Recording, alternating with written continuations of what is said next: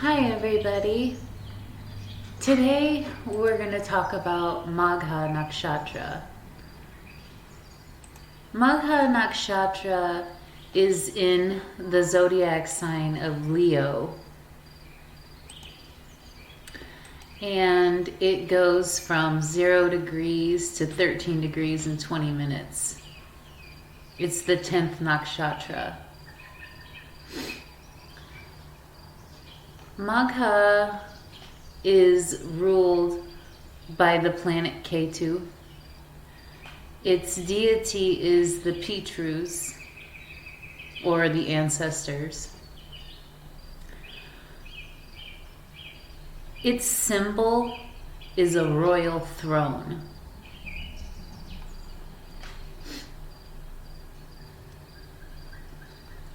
This is a female nakshatra.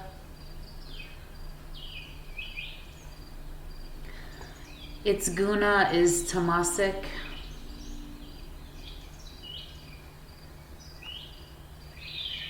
Magha's nature is fierce or severe. The element is water. And Magha's caste is the Shudra, or lower caste.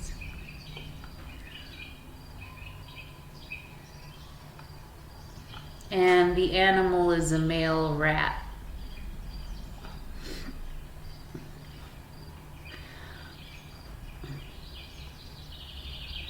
Now, Magha people tend to be very noble and not necessarily flamboyant people. They're more of the noble type that is kind of quiet and you don't ever see them, So it's not like, the famous Bollywood or Hollywood stars that are out in the open and, they just have mega money and, everybody knows it. It's not like that. It's more like, a more laid back royalty, one that you don't see so much. Magha people are very ambitious. They have a very strong character. And they have a very strong love for culture and family ties.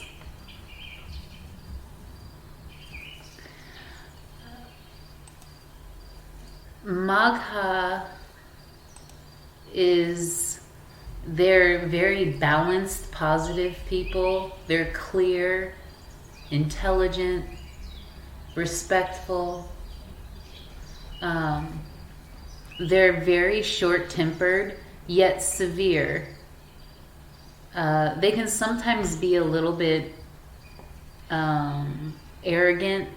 They may not even be arrogant, but they look arrogant. They come off because they're so quiet-natured.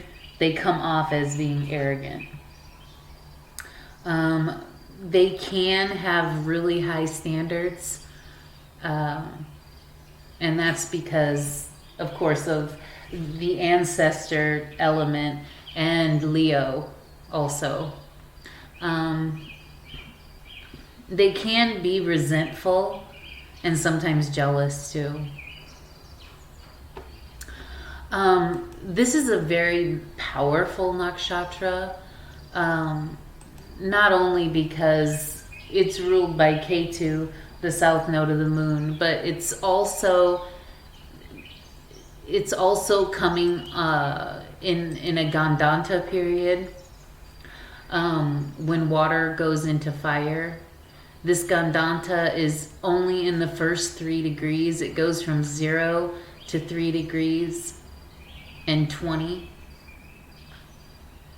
minutes of the Magha Nakshatra. So there is quite a lot of power in this nakshatra as well.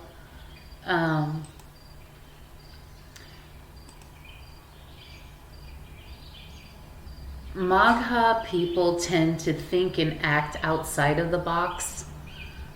Um, they're able to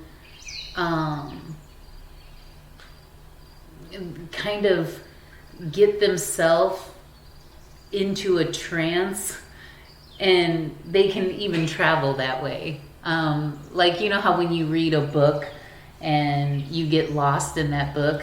Well, they're able to do that also, like with their mind. They're able to, disconnect from all the things that are going on around, and kind of go into their own realm, so to speak. These make really good meditation people, and tantrics, and people who give spiritual advice as well. It's a very magical entitlement and fiery liberation inside this Magha Nakshatra. They're very, self-knowledgeable. They're all about having rights and human rights. They're very noble, as I already said. The male and the female Magha Nakshatras, they're also a little bit different, as I spoke about the other K2 with Mula. The male Mula Nakshatra, they tend to be really devoted to God or their elderlies in their family.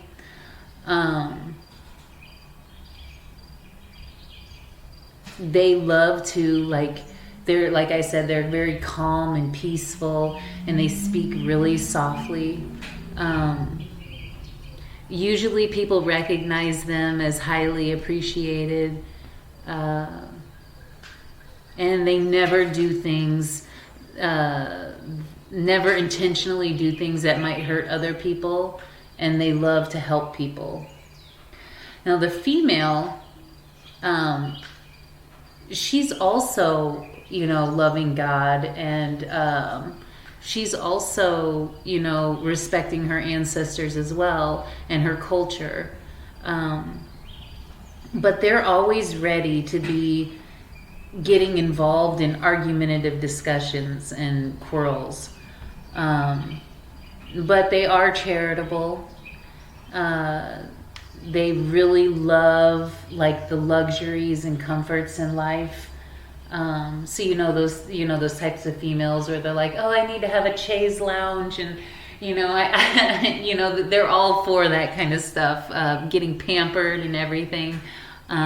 They love that. They're the type of people who are like, those women who they grew up with a lot of money, but they always go out and they do like charitable stuff. They're always helping people. They love to put all their efforts towards doing that. But sometimes, a lot of times, because of, wanting a luxurious, lifestyle for herself, she can sometimes cause misunderstandings between in-laws and spouses. But Maghas are very, they have that royal type of attitude, and that,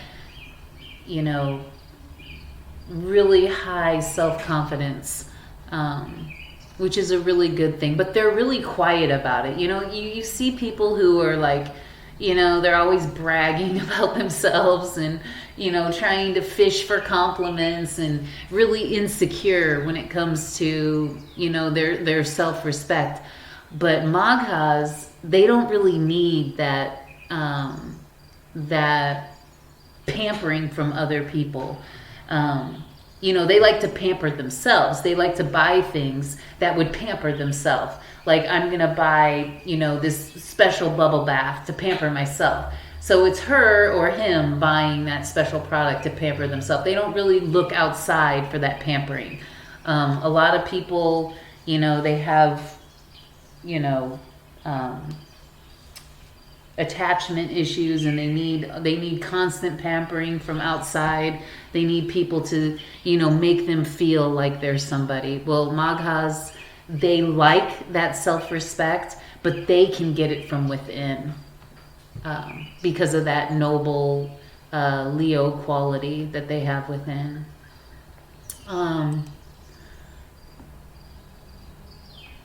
Maghas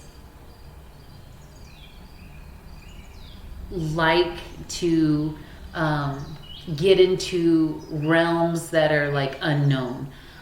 They like, you know, things like Tantra and, you know, even some of the occult stuff. They like to learn about that stuff because it's disconnected from, you know, the norm. It's something that's outside of the box, which is something that K2 natives are known for. They're known for loving to be outside of the box, no contact, you know, just completely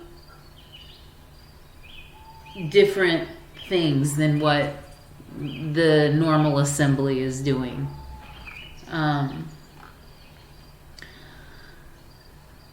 So, as I said before in my Mula video, K2's compatibility, they're always going to have very good compatibility psychosocially with Rahu or K2 signs. So your Arudra, Swati, Shatabisha, Ashwini, and Mula, those are going to be really good compatible relationships. Neutral relationships will be again with Mangla or Mars. So the Mrigashira, Chitra, Dhanishta, also the Brihaspati, so Purnavasu, Vishaka, Purvabhadra. So those are going to be neutral. Some uneasy relationships are going to fall with Shukra and Shani. So those are going to be your Bahraini, Purva Falguni, Purva Ashada, Pushya, Anuradha, Uttarabhadra. Those are going to be a little bit uneasy there. And the most challenging, again, with this K2 Nakshatra, just like I said in the Mula video, they're going to be your Chandra, Surya, and Buddha. So that's Rohini, Hasta, Shravana, Kritika, Uttar Falguni, Uttar Ashada, Ashlesha, Jeshta, Revati.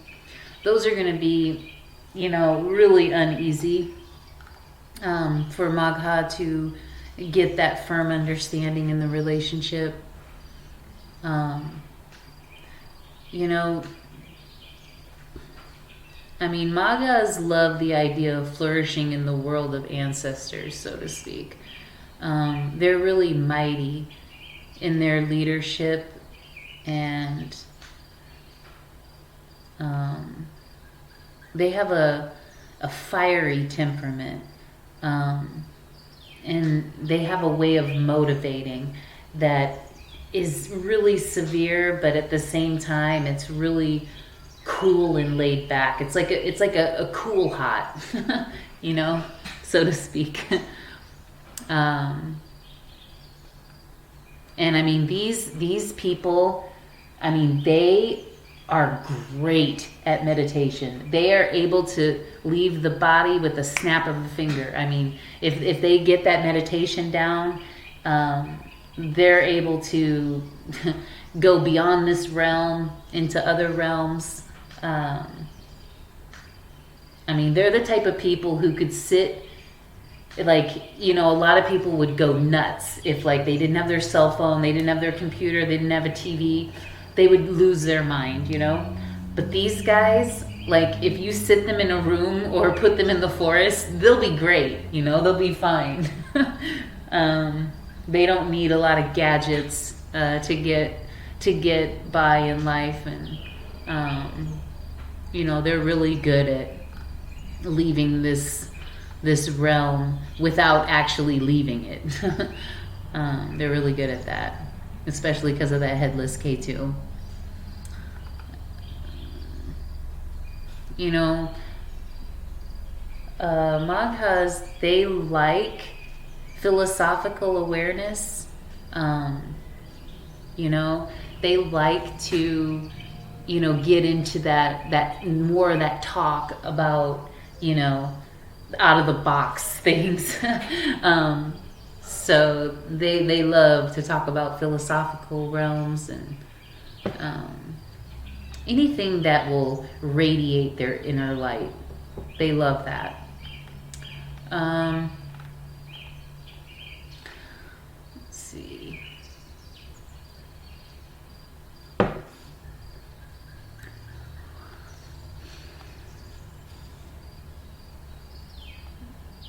You know, I've heard that Maghas also are really good at like hypnosis, like white magic, black magic. You know, they can be really, really good at that because, you know, they have all that self-awareness, plus, you know, they're really confident about their abilities, and people listen to them because they're always really truthful and they have a really good idea of how to get things done. So it's really easy for these guys to kind of put you also in a trance. So you better watch out for that. They're really courageous. They're loyal to their family.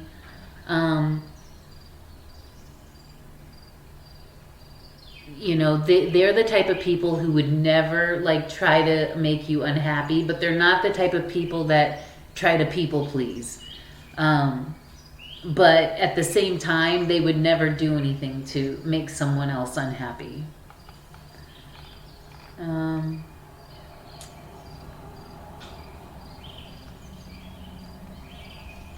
See what else. You know, like I said, they're proud but not arrogant, unless they have a really like, unless you have a really inflicted Magha.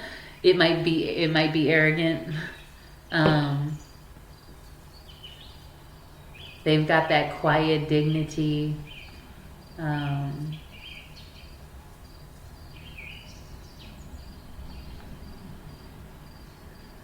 You know, anytime that the Magha feels like, and this could be a downside and a good thing, but anytime the Magha feels like they're getting disrespected, or they feel some sort of, you know, imbalance on the boat, so to speak, they're out of there. I mean, you know, it's not going to be any discussion or, you know, any compromise. The minute they feel like they've been disrespected or that there's some instability, they're out of there. They're not having it at all. You know, they really, really have a really strong self-awareness, and if anybody shakes that or doesn't give them the respect that they want, they're the type of people who will cut you off and not think twice about it. Now, sometimes if the Magha is you know more kind-hearted, they, you know, if that other person apologizes and is genuinely sorry, then they're willing to forgive, but they don't usually forget. So, you know, with these guys, it's really important to be respectful.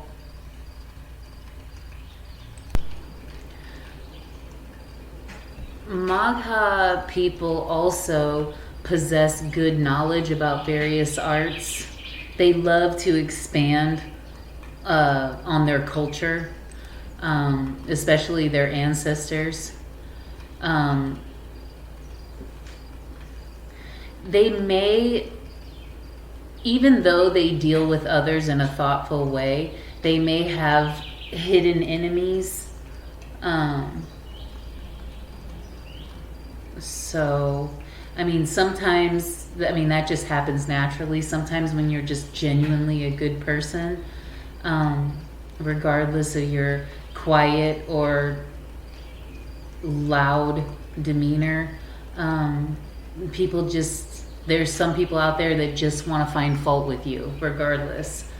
But this happens, sometimes they have several hidden enemies.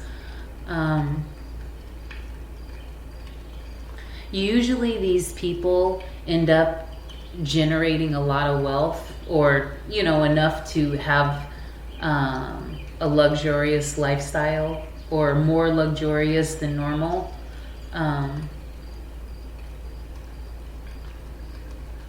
They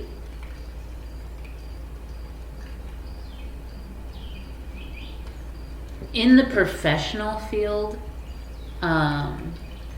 they're not really business minded, which would come as a surprise to many people. But I mean, because they're so straightforward. But they are sincere, and they're good at hard work. So, maybe they would be good at, like, in today's world, they would be really good at, like, IT or something where you're not, I mean, yeah, it's a business, but you're not like doing the business. You're not like doing the accounting or the business portfolio or doing the commercial ads or whatever. You're more like behind the scenes, like making everything happen. I